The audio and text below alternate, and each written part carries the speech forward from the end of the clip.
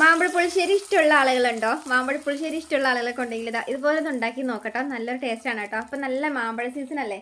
അപ്പോൾ മാമ്പഴം കിട്ടുമ്പം ഏത് മാമ്പഴമാണെങ്കിലും കുഴപ്പമില്ല കേട്ടോ. നമുക്ക് ഇതുപോലെ ഒന്ന് ഉണ്ടാക്കിയെടുക്കാം. മാമ്പഴ പുളിശ്ശേരി നല്ല ടേസ്റ്റാണ്. അപ്പോൾ വീടിൻ്റെയൊക്കെ മുറ്റത്തൊക്കെ ഇതുപോലെ മാമ്പഴമൊക്കെ നിൽക്കുന്ന സ്ഥലങ്ങളൊക്കെ ഉണ്ടെങ്കിൽ ഇതുപോലെ ഒരു 3-4 മാമ്പഴമൊക്കെ ഒന്ന് സംഘടിപ്പിച്ചൊന്ന് ഉണ്ടാക്കി നോക്കാം കേട്ടോ. അപ്പോൾ സാധാ മാമ്പഴം നമ്മൾ കടയിൽ നിന്ന് വാങ്ങുന്ന മാമ്പഴം തന്നെ വേണമെന്നൊന്നുമില്ല കേട്ടോ. ഏത് മാമ്പഴത്തിട്ടാണെങ്കിലും മാമ്പഴ പുളിശ്ശേരി ഉണ്ടാക്കിയെടുക്കാം. അപ്പോൾ ഈ മാമ്പഴ പുളിശ്ശേരി ഉണ്ടാക്കുന്നത് എങ്ങനെയാണെന്ന് പെട്ടെന്ന് കാണിച്ചു തരാം. 2 രീതിയിൽ ഉണ്ടാക്കാം. ഒന്ന് ശർക്കര ഇട്ടുണ്ടാക്കാം, ഒന്ന് ശർക്കര ഇല്ലാണ്ട് ഉണ്ടാക്കാം. അത് എങ്ങനെയാണെന്നൊന്ന് കാണിച്ചു തരട്ടെ. അപ്പോൾ ഉണ്ടാക്കാൻ പറ്റുന്നവരൊന്ന് ഉണ്ടാക്കി നോക്കിക്കോ. അപ്പോൾ ഞാനിപ്പോൾ ഒരു 3-4 നല്ല പഴുത്ത മാമ്പഴം എടുത്തിട്ടുണ്ട് കേട്ടോ. അപ്പോൾ നമുക്ക് ഇതുപോലെ തൊലി ഒന്ന് കളഞ്ഞെടുക്കാം കേട്ടോ. ഫുള്ളൊന്ന് മുകളിൽ നിന്ന് ഒന്ന് വലിച്ചിട്ട് ഇതുപോലെ ഒന്ന് കളഞ്ഞെടുത്താൽ മതി. ഏകദേശം ഒരു 3-4 മാമ്പഴം ഉണ്ടെങ്കിൽ കറി റെഡിയാക്കി എടുക്കാം കേട്ടോ.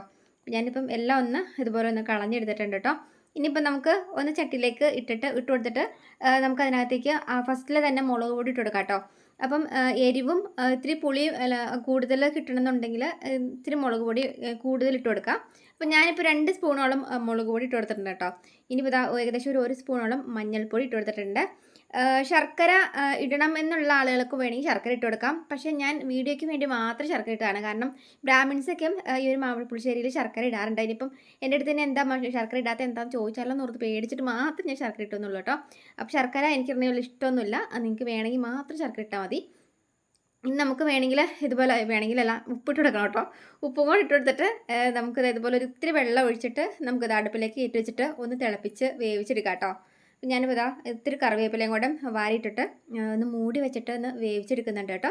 നമുക്കിത് നന്നായിട്ടൊന്ന് തിളച്ച് കിട്ടാനുണ്ട്. ആ തിളച്ച് കിട്ടുമ്പോഴാണ് ആ ഒരു മാമ്പഴമൊക്കെ ഒന്ന് വെന്ത് ആ ഒരു വെള്ളത്തിലേക്ക് ആ ഒരു മാമ്പഴത്തിൻ്റെയൊക്കെ ഒരു ഇതൊക്കെ എല്ലാം ഒന്ന് പിടിച്ച് കിട്ടത്തുള്ളൂ കേട്ടോ. അപ്പോൾ ഞാൻ മൂടി വെച്ചിട്ട് ഏകദേശം ഒരു 5 മിനിറ്റ് നേരത്തോളമാണ് കേട്ടോ ഇതൊന്ന് വേവിച്ചെടുത്തത് കേട്ടോ. ഇനി നമുക്ക് ഇതിനകത്തേക്ക് അരച്ച് കലക്കാനൊക്കെ ആയിട്ട് നമുക്ക് എടുക്കാനുള്ള ഐറ്റംസൊക്കെ നോക്കാം കേട്ടോ. ഇപ്പോൾ ഏകദേശം ഞാനിപ്പോൾ ഒരു കുറച്ച് തേങ്ങയാണ് എടുത്ത് വെച്ചേക്കുന്നത്. ഈ തേങ്ങയിലേക്ക് നമുക്ക് ഇതുപോലെ ഒരു ചെറിയൊരു കഷ്ണം ഇഞ്ചി ഇട്ട് കൊടുക്കാം കേട്ടോ. ഇഞ്ചിയും ഒരു ചെറിയൊരു ചുവന്നുള്ളി ഇട്ട് കൊടുക്കണം. പിന്നെ ചെറിയ ജീരകം ഉണ്ടല്ലോ, നമ്മൾ വെള്ളം തിളപ്പിക്കുന്ന ജീരകം, അതും കൂടെ ഇട്ട് കൊടുത്തിട്ട് കുറച്ച് വെള്ളം കൂടെ ചേർത്ത് കൊടുത്തിട്ട് നന്നായിട്ടൊന്ന് പേസ്റ്റ് ആക്കിയിട്ട് അരച്ചെടുക്കാം കേട്ടോ. ഇതുപോലെ നന്നായിട്ടൊന്ന് അരച്ചെടുത്തിട്ടുണ്ട്. ഇനിയിപ്പോൾ ഈ ഒരു തേങ്ങ അരച്ചത് നമുക്ക് ആ ഒരു വെന്ത് വന്നേക്കുന്ന മാമ്പഴത്തിൻ്റെ കൂട്ടിലേക്ക് ചേർത്ത് കൊടുക്കാം കേട്ടോ. ഇനിയിപ്പം വെള്ളം വേണമെന്നുണ്ടെങ്കിൽ ഒരിത്തിരി വെള്ളം കൂടെ ചേർത്ത് കൊടുക്കാം. ഞാനിപ്പോൾ കുറച്ചുകൂടെ വെള്ളം ചേർത്ത് കൊടുത്തായിരുന്നു കേട്ടോ. ഇനി നന്നായിട്ടൊന്ന് കൂട്ടി ഇളക്കിയിട്ട് നമുക്കിതൊന്ന് തിളയ്ക്കാനായിട്ടൊന്ന് വെയിറ്റ് ചെയ്യാം കേട്ടോ. ഇന്ന് ചെറുതായിട്ടൊന്ന് തിളച്ച് വരണം കേട്ടോ. എന്നാലാണ് തേങ്ങയും ആ ഒരു മാമ്പഴത്തിൻ്റെ എല്ലാ ഒരു അരപ്പും കൂടെ കൂടിയിട്ടൊന്ന് മിക്സായി വരത്തുള്ളൂ കേട്ടോ. ഞാനെന്താ ഇതുപോലെ തിളച്ച് വരുന്നതായിട്ട് ഇതാണ്ടില്ലേ, തിളച്ച് വരുന്നുണ്ട് കേട്ടോ. ഇനിയിപ്പോൾ നമുക്ക് ഇതിനകത്തേക്ക് ഒരു ഐറ്റം കൂടി ചേർത്ത് കൊടുക്കാനുണ്ട്. നമുക്ക് നല്ല തൈര് വീട്ടിലുണ്ടാക്കി നമ്മൾ എടുത്ത് വെച്ചേക്കുന്ന മോരാണെങ്കിലും കുഴപ്പമൊന്നുമില്ല കേട്ടോ. നമുക്കത് ഇതുപോലെ ഒരുപാടിൻ്റെ ആവശ്യമൊന്നുമില്ല, ഒരു ഇത്തിരി മതി കേട്ടോ. ഇത് നമുക്ക് ഇതിനകത്തേക്ക് വെള്ളം ചേർക്കണ്ട കേട്ടോ. വെള്ളം ചേർക്കാതെ തന്നെ നന്നായിട്ട് മിക്സിയുടെ ജാറിൽ അത് കറക്കി എടുത്തിട്ടുണ്ട് കേട്ടോ. ഇനി നമുക്ക് നമ്മുടെ ഒരു കറിയിലേക്ക് ഒഴിച്ചു കൊടുക്കാം കേട്ടോ. ഈ തൈര് നമ്മൾ ഒഴിച്ചു കൊടുത്തിട്ട് പിന്നെ ഒരുപാട് നേരം ഇട്ട് തിളപ്പിക്കാനായിട്ട് നിൽക്കരുത് കേട്ടോ. ഒരു ചെറിയൊരു കുഞ്ഞി തിളയാണ് കേട്ടോ വരാവുള്ളൂ. അപ്പോൾ ചെറിയൊരു കുഞ്ഞി തിള വന്നു കഴിയുമ്പം അപ്പം തന്നെ നമുക്ക് ഗ്യാസ് ഓഫ് ചെയ്യാം. ചട്ടിയിലുണ്ടാക്കുന്നതെങ്കിൽ ആ ചട്ടിയുടെ ചൂട് കൊണ്ട് തന്നെ ഭയങ്കരമായിട്ട് അങ്ങ് തിളച്ച് പോവും. അപ്പം നിങ്ങളത് ഒഴിച്ചിട്ട് ഒരു കുറച്ച് കഴിഞ്ഞ് അപ്പം തന്നെ നിങ്ങൾ ഓഫ് ചെയ്ത് തരാം കേട്ടോ. ചട്ടിയുടെ ചൂട് കൊണ്ട് ഏകദേശം ചെറുതായിട്ടൊന്ന് ശരിയായി വന്നോളൂ കേട്ടോ.